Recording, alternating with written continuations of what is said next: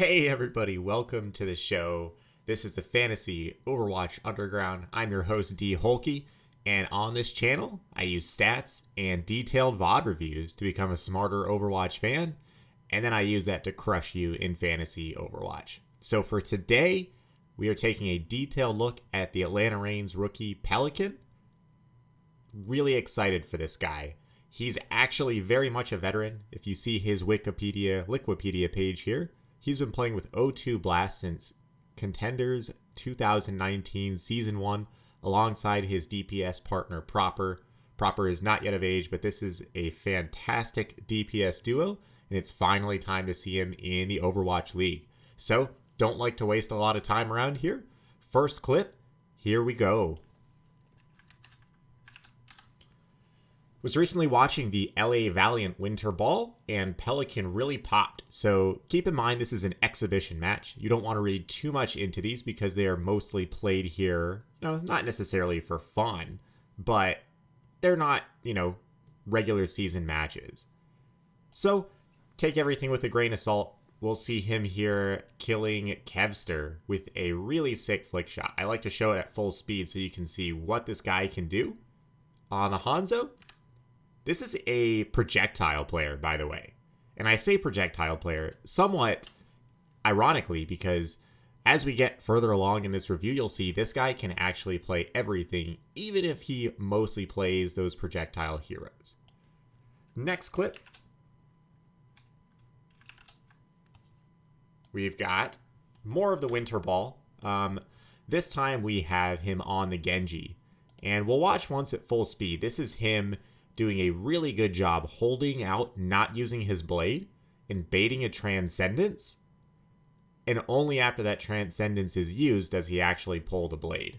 So we'll go through that clip one more time before we actually show the blade. And we're going to do it in slow-mo here because it is insane how far he pushes his Genji to the limits. So he dives into the side room here with the Gladiators. And after he dives in, he gets a lot of damage in on Shu. Really spooks him, uses his deflect at a very opportune moment. Shu has to use the Transcendence, and somehow he escapes with his life using his deflect, using dash, all perfectly just so as to not die. And his reward for that, after having held out, is to get that blade off and to do some real damage with it. So if we go back and watch him pull his blade afterwards with no trance there, he's able to do some work. Really quickly cuts down Erster. Then he gets Shu as well, making him pay for that earlier Transcendence usage. So overall, really good job holding the blade. Really smart Genji player. On this channel, we were reviewing Choi Se-won a little while back. I think, his Genji really amazed. Pelican is another top tier Genji coming up through the ranks. Really excited to see him use his hero more. Next clip is a really quick one. We see him on the Echo that he played during the Valiant Ball. And this one I'll show very quickly. Not too much to show here other than he's in the top left of the screen here. He's raining down left clicks and then uses his laser beam to get Shu. Really giving Shu a hard day in the Valiant Ball. Goes to show just a quick example that he is a good Echo player and has the capability to play that hero in the Overwatch League, in my opinion. I won't show too many more clips there. As I mentioned before, he's more so a projectile player, but I'm actually going to see me make some dangerous comparisons here to other Hyperflex in Overwatch League who are extremely good at playing all heroes, and I actually think Pelican better fits that mold. However, he is going up against Birdring here, and he doesn't win that duel. Birdring, very good player, obviously. And the fact that Pelican plays the Ashe alongside Edison's Tracer here, Edison is the one with the Korean name for the Rain, just goes to show that he does have the capability. And unlike other players I've reviewed previously, like Choi Se-won, he can actually play these heroes at a high level. So we're going to go in slow-mo here. There's no shame in losing an Ashe duel to Birdring, but as he's coming up the rooftop, he gets rid of that Discord orb, and then he immediately tries to approach. And you'll see from Birdring's crosshair that he is absolutely ready for this. And as he tries to approach, he immediately starts taking shots and taking some damage. And then Birdring takes him down. No shame in losing that duel to Bird Ring. I show the clip just to say he's not the best hit scan player in the world, but he does play this at an Overwatch League level. Now, that's all the clips I have from the Valiant Ball. I was really excited to see how he looked in these recent matches. But like I showed before, he has a long history here of high quality play. So we're going to rewind back to 2020 Contenders Season 1. He played for O2 Blast, and I'll pull up the Wikipedia page just because I find it very useful. O2 Blast doesn't get as much love as Runaway or Element Mystic, but you'll see in Season 1 2020, they won the whole thing, and they took down Runaway 4-2 in that final after beating WGS Phoenix 3-0, after beating Batlika. And if we look at some of the player names, Batlika, we know we've now got Checkmate and Feather called up. For Runaway, we have... Runaway's complex. I'm amazed how few players they had called up, but we know Runaway is super solid. And then WGS Phoenix, we have Ace, Valentine, Muse, GBS, Aztac. A lot of players called up to Overwatch League here. These are high-level teams they're playing against. And O2 Blast came out on top. So here's 4 more clips of what Pelican can do and what he did in 2020 Contenders Season 1. He is a Sombra player. And you'll see here in the bottom right, they have a nice picture-in-picture for us where Kalios, you'll see he has grab. And as we set the scene here, he uses his grab. And Pelican peeks around the corner, gets Assassin who's in here. And this leads up to a very nice EMP. So you'll see O2 Blast gets momentum here. They're pushing in, getting in a lot of kills. Pelican has his EMP. And he knows exactly where Runaway is coming from, and he effectively uses it here.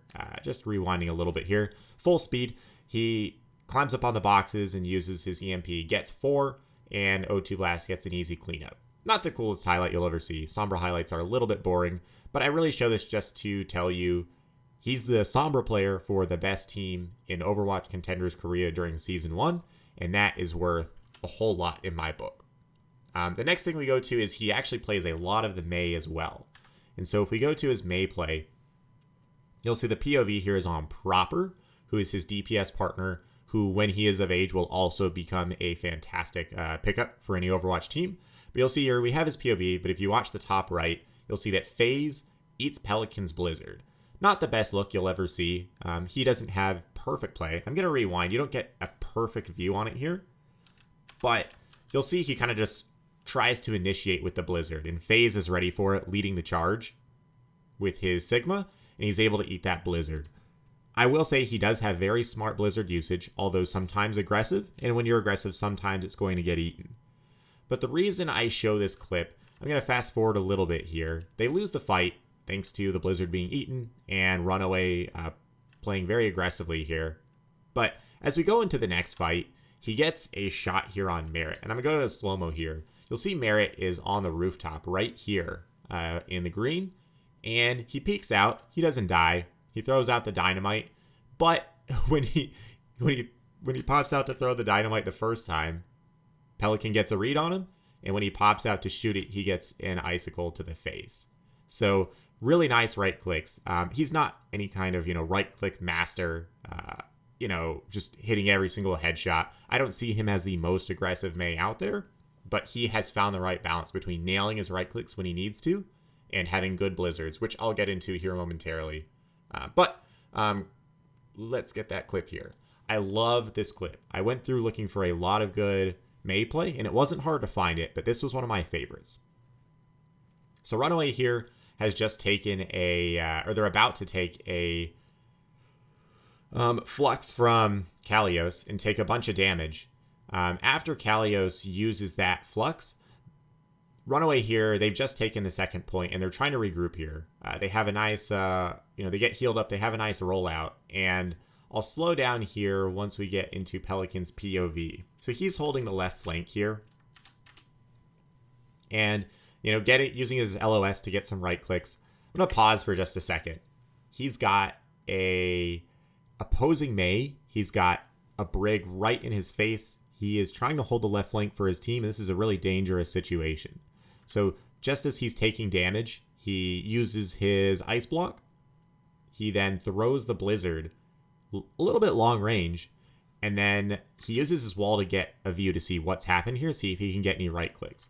You'll see the Blizzard pulled off. He gets Chio with it. He also freezes Assassin, and who didn't have Ice Block, and they're able to quickly clean up.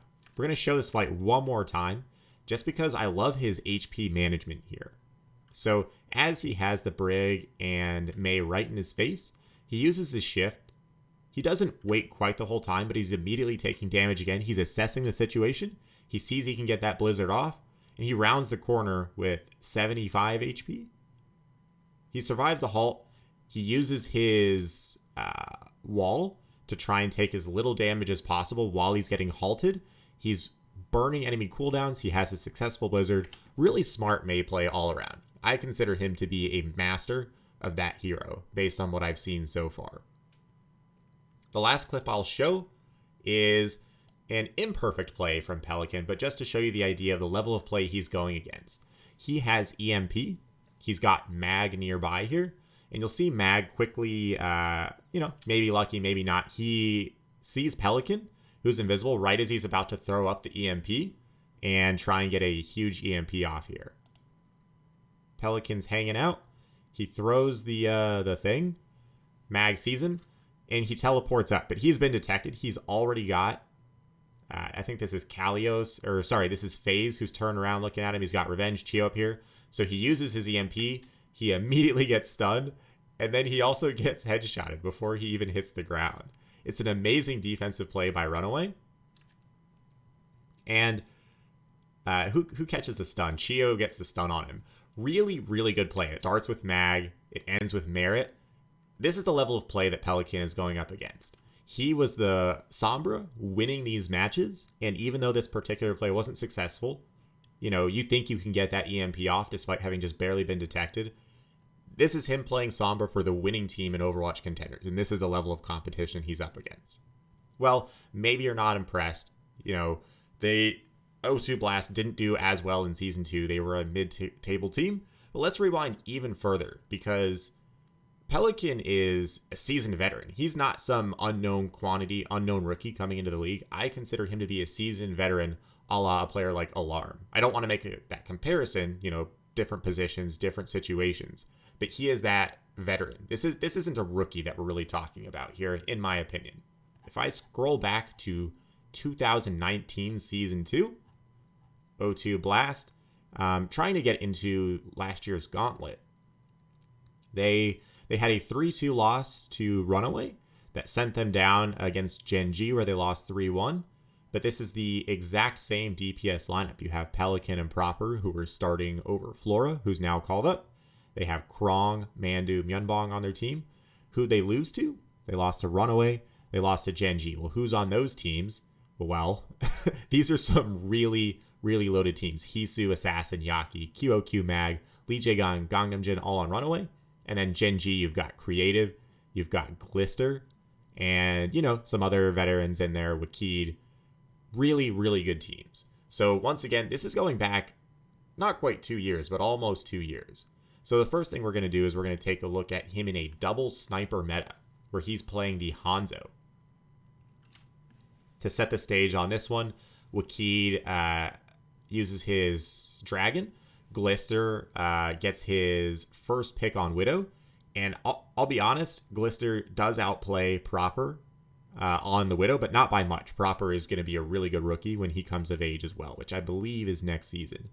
But as we go through this clip, you'll see in the double sniper meta, you've always got that crossfire going on.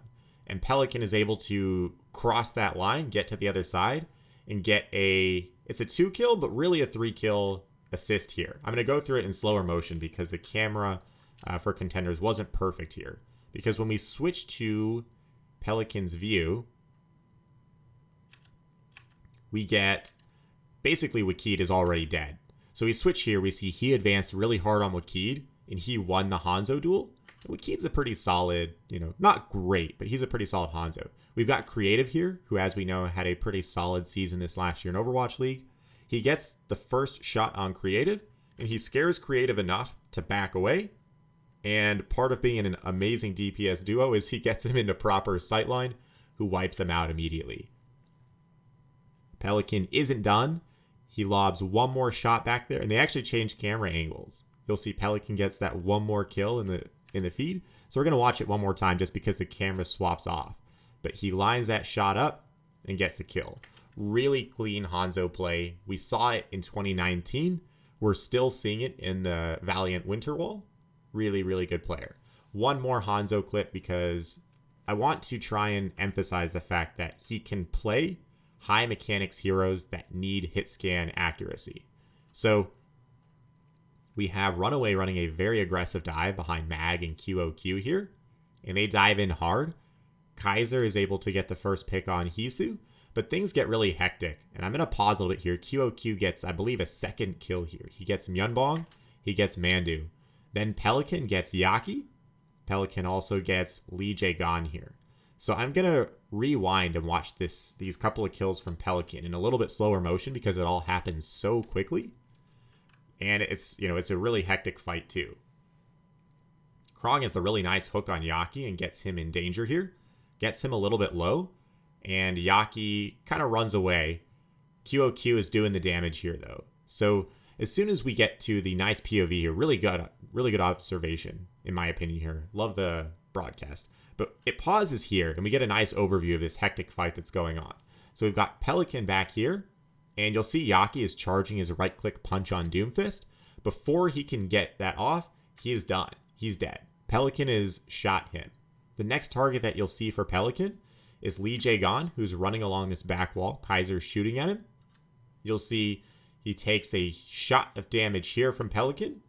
So Pelican's hit his last two shots, his last one on Yaki, one on Lee Jae-gon, and he gets a second one in a row and takes him down. 3 shots in a row on really difficult targets. Really nice play. The last thing that we're going to do is we're going to take another look at his Genji, who maybe it's his best hero, maybe it's not. It's hard to say. But in this clip, you'll see we're at the very beginning of Anubis, 3:30. So the match is just starting. And he has a very aggressive deflect there that you'll see. Just watch his ult charge here because we don't get his POV right away. But by the time we're at 3:15, 3:10, he's already at that 80% or so charge. Now, he gets the blade, and I'll spoil it here. It's not a successful blade, but the fact that he is running that Genji on first point Anubis is one where you see the great Genjis run it, right?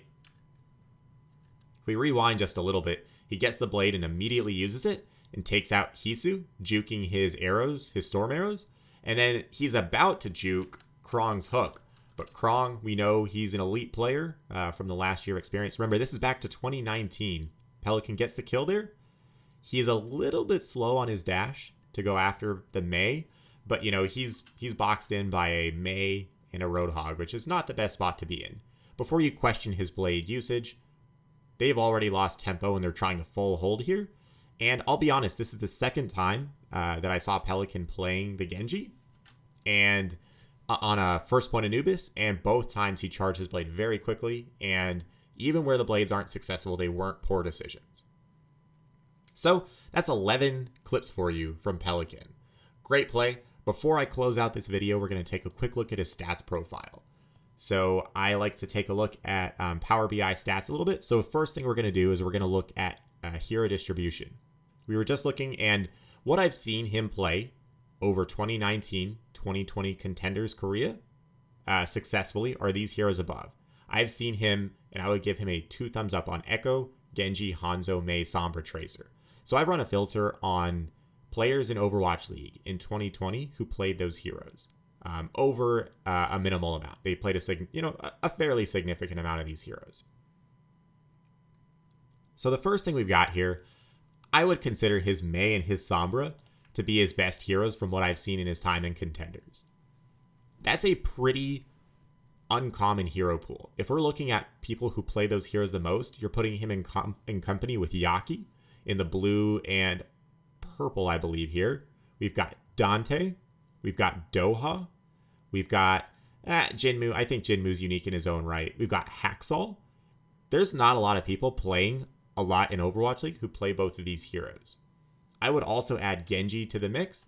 So if you add in the green, he starts to draw hero pool comparisons to some of the hyper elite players in this league. You get the Genji and the Echo and the Tracer all in there, and you're starting to see comps. You can't say he's necessarily a full hit scan. You can't call him a projectile either. He plays the Tracer, Sombra. What more could you ask from this guy? We even saw him play the Ashe and the Valiant Ball. And you start to see the comparisons to Yaki, Prophet, Fleta maybe a little bit. Fleta doesn't play the Sombra, but he's in hallowed territory here, being a potential for extreme hyperflex here.